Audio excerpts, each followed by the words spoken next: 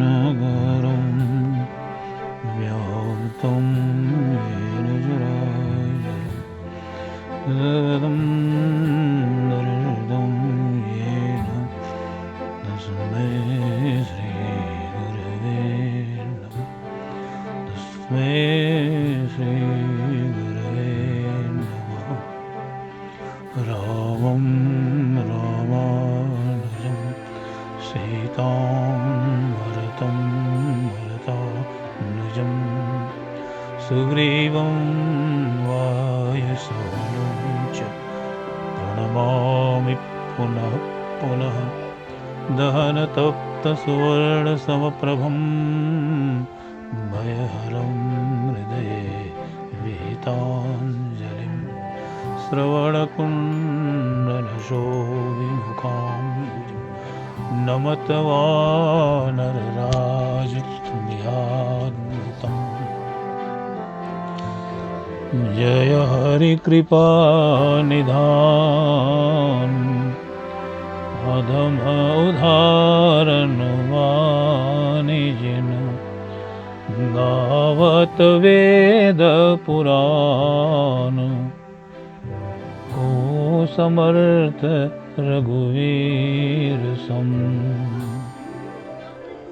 जरत सकल सुर वृंद विषम गरल जेहि पान किय तेहि न भजसी मन मंद को कृपालु शंकर सरिस। प्रभु पद पोतहि पाय अगम अथाह भवाम्बुनिधि मौसम पतित निकाय तरन चहत गोपद धरिस। जयति वादरायन चरण करण मोहि जगधन्य। श्री सुखदेव मुनीश्वर जदुपति दास अनन्य। श्री तुलसी के पद कमल बार बार सिरनाय।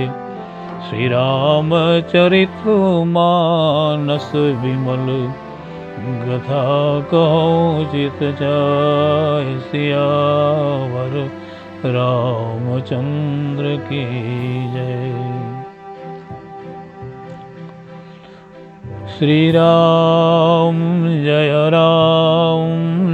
जय राम। श्री राम जय जय राम। श्री राम जय जय राम।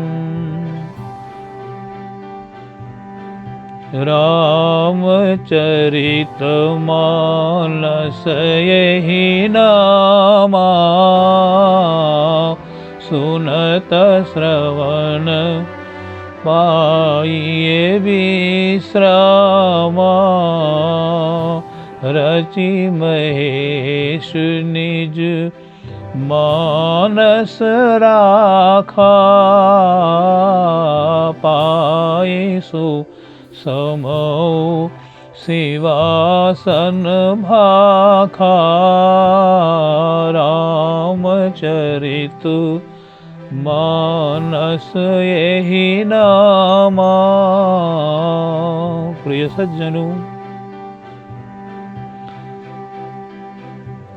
भारतवर्ष के सभी आध्यात्मिक ग्रंथों में सामान्य रूप से एक बात पाई जाती है, वह है ग्रंथ के प्रारंभ में मंगलाचरण। दूसरी बात जो पाई जाती है उसको कहते हैं प्रतिज्ञा, और तीसरी बात जो पाई जाती है उसका नाम है अनुबंध चतुष्टय या ग्रंथ चतुष्टय। रामचरितमानस में भी ये तीनों ही बातें आई हुई हैं। गोस्वामी जी ने 7 कांडों में मंगलाचरण किए हैं। प्राचीन पद्धति का निर्वाह करते हुए उन्होंने 7 कांडों में प्रथमतः संस्कृत में मंगलाचरण किए हैं। तत्पश्चात भाषा में सोरठा और दोहा में उन्होंने मंगलाचरण किया है। क्योंकि गोस्वामी जी ने तो पहले ही कह दिया था कि भाषा बद्ध करब मैं सोई, भाषा में इस ग्रंथ का मैं निर्माण करूंगा। अतएव नई प्रणाली के अनुसार उन्होंने मानस का मंगलाचरण भाषा में किया है। प्रश्न होता है कि हम मंगलाचरण क्यों करते हैं, मंगलाचरण हमें क्यों करना चाहिए। हमारे संतों ने कहा है, ग्रंथ के आदि में, मध्य में और अंत में मंगलाचरण करने से इसके पाठक जो हैं वो दीर्घजीवी होते हैं, इसीलिए मंगलाचरण करना चाहिए। संतों ने हमें यह भी कहा कि समाप्ति कामो मंगलमाचरेत, ग्रंथ की निर्विघ्न समाप्ति हो, कोई बाधा न आए, इसीलिए हमें मंगलाचरण करना चाहिए। मंगलाचरण का अर्थ ही होता है कि जिसके आचरण मंगलमय हो, अथवा तो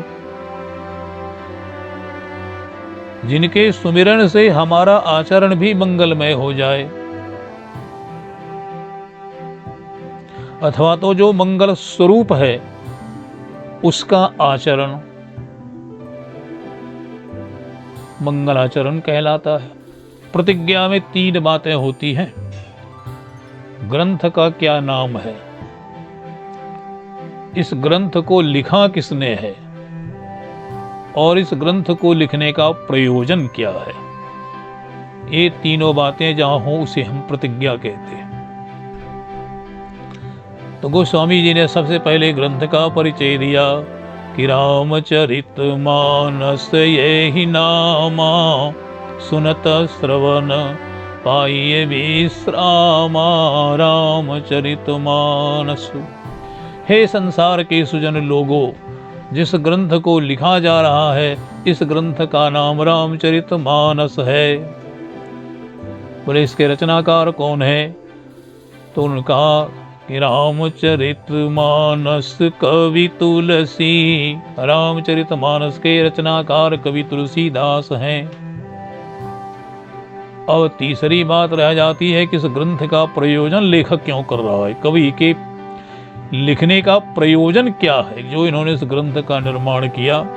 तो गोस्वामी जी अपने प्रयोजन को बता रहे हैं कि इसीलिए इस ग्रंथ का निर्माण मैंने किया है कि जो ये कथहि स्नेह समेता, कहिहि सुनियहि समुझि सचेता। होई राम चरण अनुरागी, कलिमल रहित सुमंगल भागी। जो इस कथा को सुनेगा, समझेगा, गान करेगा, ऐसे लोगों का कलिमल दूर हो जाएगा और वह सुमंगल का भागी होगा। यही इस ग्रंथ का प्रयोजन है। अर्थात थोड़े शब्दों में कहा जाए तो जीव का कल्याण। जीव का कल्याण किस विध हो सकता है, इसका उन्होंने हमें स्पष्ट रूप से निर्देश किया है कि जो इस राम कथा को गाएगा, सुनेगा, ऐसे व्यक्ति का निसंदेह कल्याण होगा, उसके हृदय से पाप नष्ट हो जाएंगे। यही प्रयोजन है। अर्थात जीव को परमात्मा की ओर उन्मुख करना ही इस ग्रंथ का एकमात्र प्रयोजन है। तो हम भी इस ओर चलते हैं कि गोस्वामी जी ने रामचरित मानस इसका नामकरण क्यों किया? पिछले दिनों से हम इस पर विचार कर रहे हैं। रामचरितमानस चरित्र प्रधान महाकाव्य है। साहित्यिक दृष्टि से हम इसका अवलोकन करते हैं। इस महाकाव्य का एक ही जो प्रधान लक्षण दिखलाई पड़ता है, बालकांड से लेकर के उत्तरकांड पर्यंत, उसमें श्री राम जी का चरित्र जो है वह भरा हुआ है। गोस्वामी जी ने कहा भी है कि रामचरित अवगाहन, कि जो रामचरित में अवगाहन करेगा उसके त्रिविधताप जो है नष्ट हो जाएंगे। तो जिन महान संत के श्रीमुख से यह उद्घोषणा हो रही है कि मैं रामचरित लिख रहा हूं, चरित्र प्रधान महाकाव्य, यह केवल यही है ऐसी बात नहीं है। यह दर्शन का भी एक महान समुद्र है। इसमें दार्शनिक सूत्र को भी कहा गया है, विज्ञान सम्मत कथा कही गई है, और राजनीति तो इसमें अयोध्या कांड में भरी पड़ी है। यानी कहा जाए तो इसमें कुछ ऐसा नहीं है जो नहीं है, सब कुछ है। यह तो हम खोजने वालों के ही ऊपर निर्भर करता है कि हम इससे कौन सा रत्न निकालना चाहते हैं।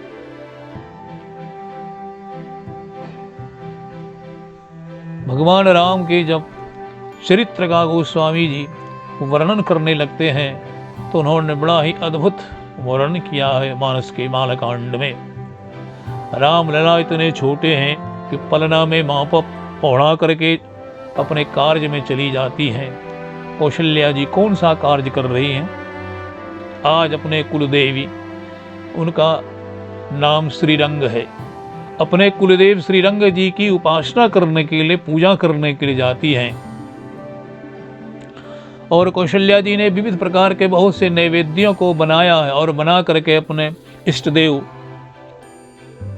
श्रीरंग जी के सामने नैवेद्य लगाया है।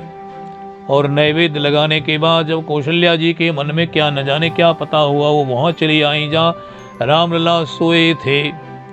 रामलला को पलने में भी सोया आप देखती हैं। लेकिन जब कौशल्या जी रंगनाथ जी के मंदिर को जाती हैं तो आपने क्या देखा? बालक राम जो नैवेद्य लगाया गया है रंगनाथ जी को, आप पा रहे हैं। कौशल्या जी बड़ी घबरा गई, ये बालक तो पलने में सो रहा, यहाँ रंगनाथ जी के मंदिर में कैसे आया? और जब कौशल्या जी वहां चली आती हैं, कहाँ जहाँ रामलला सोए थे, तो आपने क्या देखा कि राम जी तो सोए हुए हैं।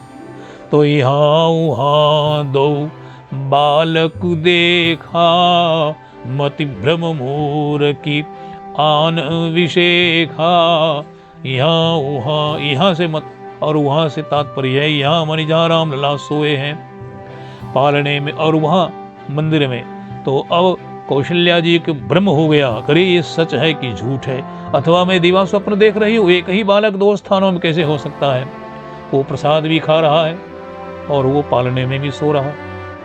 मानो प्रभु ने कौशल्या जी को ये संकेत कर दिया, माँ जिन्हें आपने प्रसाद या नैवेद्य चढ़ाया वो और कोई नहीं, वो मैं ही हूँ। आपने तो मुझे प्रसाद पाने के लिए ही तो लगाया है ना, तो मैं प्रसाद पा रहा हूँ। और आप मुझे पालने में लिटा करके गई तो मैं पालने में भी सो रहा हूँ। तो यहाँ वहाँ दो बालक देखा तो मति भ्रम उन्हें हो गया। कहीं मति भ्रम तो नहीं हो गया? कौशल्या जी डर गई और डर करके अपने आंखों को बंद कर लेती है। ऐसा क्यों हुआ? तो जब भगवान की ऐश्वर्य लीला का जीव दर्शन करता है ना, तब उसे भय हो जाता है। अरे ऐसा जो है, ऐसा परमात्मा, उसे मैं पुत्र समझ रही हूँ। मानस में भी ये चौपाई आती है कि पुत्र, कौशल्या जी ने उन्हें माना, जगत पिता को मैंने अपना पुत्र मान लिया। यह समझ करके उन्हें भयभीत हो गया। इसीलिए हमारे संतों ने कहा कि भगवान की ऐश्वर्य लीला का दर्शन करने के बाद भक्त को भय होना स्वाभाविक है। किंतु यदि तुम भक्ति को अपने हृदय में और भी बढ़ाना चाहते हो, लाना चाहते हो, तो भगवान की माधुर्य लीला का अवलंबन लो। क्योंकि माधुर्य लीला में ही भगवान किसी का पुत्र, किसी का मित्र बन सकता है। लेकिन यदि हम माधुर्य लीला का अवलंबन न लेकर सीधे ऐश्वर्य लीला का अवलंबन लेंगे तो हमारा भयभीत होना स्वाभाविक है। कौशल्या जी डर गई और डरने के बाद आपने नेत्रों को बंद कर लिया है। जब कौशल्या जी ने अपनी आंखों को बंद कर लिया और भगवान को यह पता चला कि मां भयभीत हो गई, तब आपने क्या कर दिया? प्रभु हंसी दीनी मधुर मुस्कानी, प्रभु हंसी दीनी, भगवान हंस पड़े। और भगवान का हंसना ही माया है। मानस में आया भी है प्रमाण के रूप में, माया हास बाहु दिक्पाला। भगवान की हंसी माया है। ठाकुर जी ज्यों ही हंसे, माया का संचार हुआ। कौशल्या जी ने आंखों को खोला, त्यों ही वो क्या देखती है? रामलला के मुख में अगणित रवि शशि शिव चतुरानन।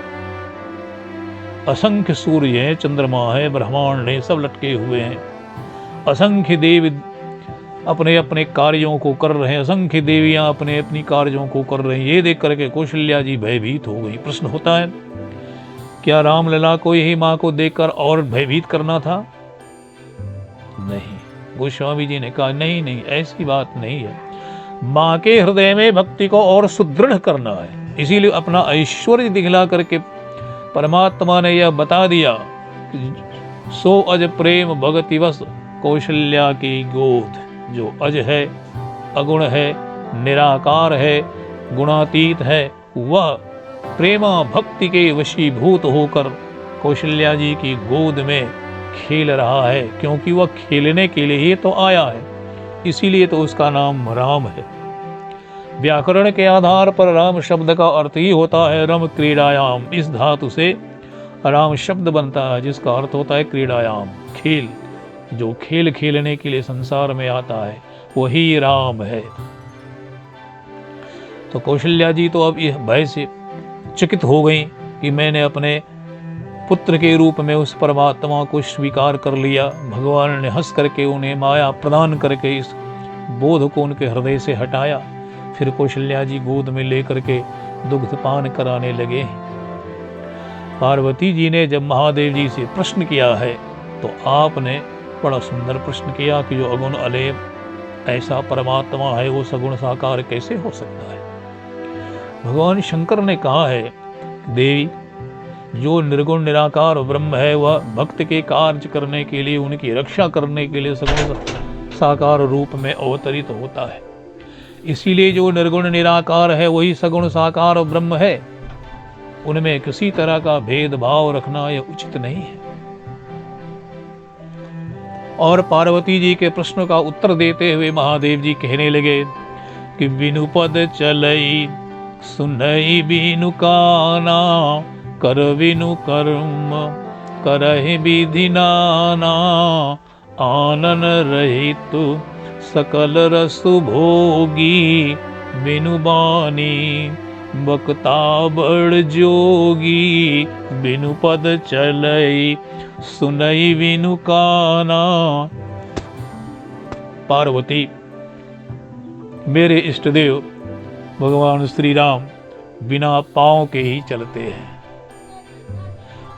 तो पार्वती जी को बड़ा सुन करके आश्चर्य हुआ कि बिना पांव का कैसे चल सकता है? कोई मनुष्य नहीं चल सकता है बिना पांव का।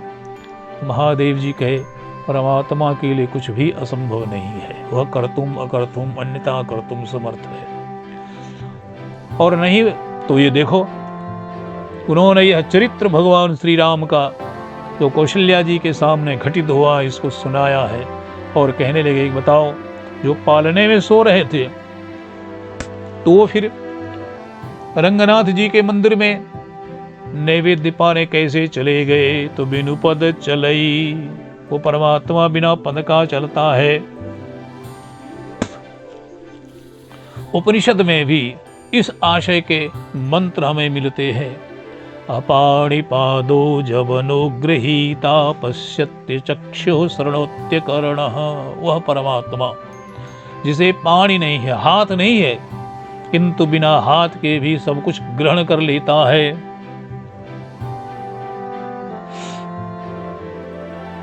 पांव नहीं है लेकिन बिना पांव रहते हुए भी वो सहस्त्रों योजन क्षण भर में चला जाता है। यह उसकी सामर्थ्य के बल की बात है। साधारण जीव ऐसा कर नहीं सकता है।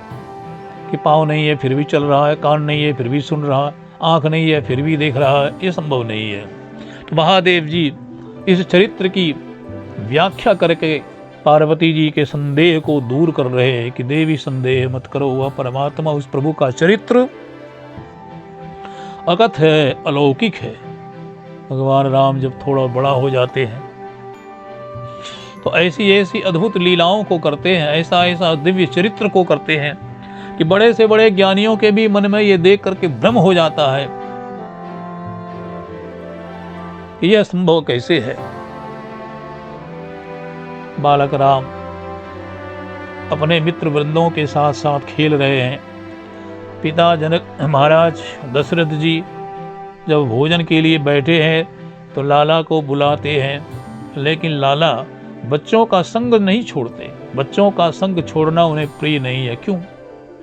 बच्चा निर्विकार होता है, निर्मल होता है, उसके अंदर में कोई राग द्वेष नहीं होता, कोई भेदभाव नहीं होता है। तो ऐसे ही बच्चों के साथ परमात्मा का खेल होता है। गोस्वामी जी ने कहा भी है कि रामभद्र कहते हैं कि मोहि कपट छल छिद्र न भावा, और बच्चे में छल कपट हो नहीं सकता है। इसीलिए परमात्मा बच्चे के साथ खेलने का अर्थ है कि जो निर्विकार है, जिसके अंदर में निर्मलता है, जिसके अंदर में राग द्वेष नहीं है, जिसके अंदर में यह हमारा है और यह तुम्हारा है यह भाव नहीं है। ऐसे जो संत हैं, ऐसे जिस संत का हृदय निर्विकार है, ऐसे के ही साथ परमात्मा खेलते हैं। इसीलिए इस कांड का नाम गोस्वामी जी ने बाल कांड रख दिया, क्योंकि भगवान की लीलाओं, बाल लीलाओं का वर्णन अभिष्ट उनको रहा इसमें करना। लेकिन जब रामभद्र भोजन के लिए नहीं आते हैं तब माता जाती है बुलाने, और रामभद्र भाग चलते हैं। कौशल्या जी भक्ति स्वरूपा है। भक्ति के भी दो भेद हमारे यहाँ संतों ने कहे हैं, साधन भक्ति और साध्य भक्ति। कौशल्या जी साध्य भक्ति स्वरूपा है। भगवान साध्य भक्ति के सामने भाग जाते हैं, साधन भक्ति के सामने भागते नहीं है, खड़े रहते हैं, लेकिन साध्य भक्ति के सामने भाग जाते हैं। भागवत में भी ऐसा प्रसंग पढ़ने को मिलता है कि कौशल्या जी हाथ में, यशोदा जी हाथ में छड़ी लेकर के जब कृष्ण को पकड़ने दौड़ती हैं तो कृष्ण जी भाग जाते हैं, पकड़ में नहीं आते। सुखदेव जी ने कहा है कि छड़ी क्या है? अभिमान। जब अभिमान को लेकर के परमात्मा को पकड़ने चलोगे तो परमात्मा तुम्हारी पकड़ में नहीं आएगा। और जब यशोदा जी ने छड़ी को फेंक दिया तो ठाकुर जी पकड़ में आ गए। तात्पर्य यह है कि जब जीव निर्भिमान हो जाता है, अभिमान का त्याग कर देता है, तो परमात्मा अपने आप बंध जाते हैं। इसीलिए भागवत में आया है, कृपया शीत बंधने। भगवान के बंधन में कोई कारण नहीं था, केवल एक मात्र कोई कारण था, तो भगवान की कृपा थी। भगवान की कृपा ने भगवान से कहा, बहुत हो गया, ऐश्वर्य लीला को दिखा करके आपने माँ को चकित कर डाला, लेकिन अब देखो माँ पसीने से लथपथ हो गई है, दौड़ नहीं पाती है, स्थूल तन है, अब रुक जाओ, कृपा करो, क्योंकि तो कृपा निधान हो ना। कृपा के ऐसा कहने पर भगवान प्रसन्न होकर खड़े हो गए और बंधन में बंध गए। आज वही ठाकुर जी भोजन करने के बदले भाग रहे हैं, दौड़ रहे हैं, माँ कौशल्या जी पीछे पीछे दौड़ रही है, लेकिन पकड़ में नहीं आता। लेकिन जब परमात्मा ने देखा कि माँ साध्य भक्ति स्वरूपा दौड़ने में अब विफल होती जा रही हैं, थक सी गई हैं, तो आप पकड़ में आ जाते हैं और माँ पकड़ के ले आती है और दशरथ जी की गोद में बिठा देती है। गोस्वामी जी इसका तात्पर्य हमें समझा रहे हैं कि पिता ज्ञान के प्रतीक है, और ज्ञान जब परमात्मा को बुलाता है तो परमात्मा ज्ञान के पास नहीं आता है। क्यों? तो ज्ञानी भक्त परमात्मा का सबसे बड़ा बेटा है, उसे अपने हिताहित का बोध है, उसे अपना हिताहित का ज्ञान है। लेकिन भक्ति का अर्थ है जिसने अपने आप को समर्पित कर दिया, मिटा डाला अपने आप को, अब दो नहीं होकर के एक हुए। यहाँ पर भक्ति की महत्ता का प्रतिपादन गोस्वामी जी ने किया है। इसीलिए कौशल्या जी के माध्यम से साध्य भक्ति स्वरूपा कौशल्या जी के द्वारे रामभद्र बुलाए जाते हैं और पकड़ करके ज्ञान की गोद में बिठा दिया। अर्थात भक्ति के सामने ज्ञान की महिमा न्यून मानी गई है। भक्ति की महिमा ज्ञान की अपेक्षा अधिक है। इसीलिए गोस्वामी जी ने कहा है कि भक्ति स्वतंत्र सकल सुख खानी, भक्ति स्वतंत्र, भक्ति स्वतंत्र है, इसको किसी साधन की आवश्यकता नहीं है और अन्य साधनों को तो किसी न किसी साधन की आवश्यकता है। इसीलिए भक्ति को मां बोला गया है। भागवत में ज्ञान और वैराग्य को भक्ति के पुत्र कहे गए हैं और भक्ति को मां कहा गया है। मां का अवलंबन बच्चों को चाहिए, बिना अवलंबन लिए बच्चे चल नहीं पाएंगे। मां अंगुली पकड़ के चलना सिखाती है। मां कहती है कि ये तुम्हारे पिताजी हैं, ये खाने योग्य है, ये नहीं खाने के योग्य है। ये सारा ज्ञान कौन देती है? मां देती है, भक्ति देती है। भक्ति ही ज्ञान का परिचय कराती है और बिना भक्ति के ज्ञान का प्राप्त करना कठिन हो जाता है। मानस में गोस्वामी जी ने कहा है ने कि जाने बिनु होई प्रतीति, जब तक तुम जानोगे नहीं तो प्रतीत नहीं, विषप्रेम नहीं होगा। इसीलिए भक्ति के लिए जानना भी आवश्यक है कि हम किसकी भक्ति कर रहे हैं, कैसी भक्ति कर रहे हैं, कैसे भक्ति की जाए, इसीलिए हमें जानना भी आवश्यक है। तो कौशल्या जी ने भोजन करत बोल जब राजा, तो नहीं आवत तजी बाल समाजा, बच्चों को छोड़ के नहीं आते हैं, क्योंकि ऐसे भक्तों के लिए ही तो हमारा संसार में आना हुआ है और ऐसे भक्तों का परित्याग करके हम भोजन करने के लिए नहीं जा सकते हैं। ये संकेत है गोस्वामी जी का। लेकिन जब साध्य स्वरूपा माँ अपने लाला को पकड़ने दौड़ जाती हैं तो लाला भी बच्चों के साथ जो है खेल कूद उसमें कमी लाने के लिए प्रयास करते हैं और तब तक माँ पकड़ लेती है और परमात्मा ज्ञान की गोद में, पिता की गोद में बैठकर भोजन करने लगता है। लेकिन इधर उधर बहुत चकित दृष्टि से देख रहा है कि कदाचित मुझे भागने का अवसर मिल जाए तो मैं भाग जाऊंगा, अपने मित्रों को छोड़ दूंगा। तो मानस हमें ये कहता है कि राम जी का चरित्र प्रारंभ से लेकर अंत तक एक रस है। अपने मित्र वृंदों के साथ उन्होंने कैसा आदर्श चरित्र दिखलाया है उसका हमें पालन करना चाहिए। माता पिता के प्रति हमारा कैसा कर्तव्य होना चाहिए, अपने मित्रों के साथ हम कैसा कर्तव्य करें, कैसा प्रेम निर्वाह करें, पत्नी के साथ हमारा कैसा व्यवहार होना चाहिए। अपने संपूर्ण जीवन में भगवान श्री राम ने जिस चरित्र का प्रदर्शन किया है वह सराहनीय है। अरे मित्र हमारी प्रशंसा करे, गांव वाले हमारी प्रशंसा करें तो कोई बड़ी बात नहीं है, लेकिन ध्यान रहे कि जब शत्रु भी हमारी प्रशंसा करे तो बात समझ में आती है कि भगवान श्री राम का कैसा दिव्य चरित्र रहा होगा। मित्र यदि राम जी की प्रशंसा करते हैं तो कोई बहुत बड़ी बात नहीं है, लेकिन जब शत्रु भी राम जी की प्रशंसा करें तो ये बड़ी अटपटी सी बात लगती है, क्योंकि शत्रु के हृदय में तो शत्रुता होती है और वो अपने सामने वाले की प्रशंसा नहीं कर सकता है। लेकिन मानस में प्रमाण दे रहा है, जब शूर्पणखा के नाक कांड काट लिए गए, खरदूषण अपनी 14 सहस्त्र सेनाओं के साथ अरण्य कांड में भगवान राम से युद्ध करने आए हैं, तो उसने अपने एक दूत से कहा है जाओ जाओ और जाकर कहो कि हम तुमसे लड़ना नहीं चाहते। बोले क्यों लड़ना नहीं चाहते हो? डर गए, भय से हृदय डावाडोल हो गया। बोले ना ना ना ना ना, ऐसी बात नहीं है। अजी बहुत युद्ध लड़े, बहुत योद्धाओं को मारा और भविष्य में भी मारूंगा, लेकिन ऐसा अनुपम योद्धा जिसे कभी देखने का अवसर ही नहीं मिला, वो आज देख रहा हूं। देखे सुने हते हम कहते, कितने को देखा, कितने को मारा, इसका कोई अता पता नहीं है, लेकिन देखी नहीं यस सुंदरताई,